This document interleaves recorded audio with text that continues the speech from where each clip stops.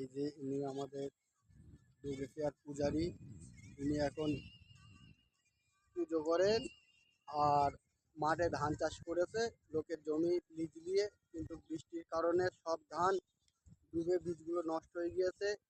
এখন এসে দেখি কাঁদছে এই লোক, মাঝে হাতে দাঁড়িয়ে আছে। দেখুন সারা মাঠ খালি বৃষ্টি আর বৃষ্টি।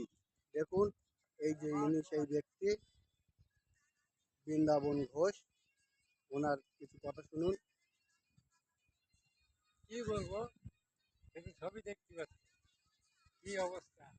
আমরা এই আগে লিজ নিয়ে চাষবাস করি, এই আকাশের যা বন্যায় বন্যায় সব ধান নষ্ট হয়ে গেছে।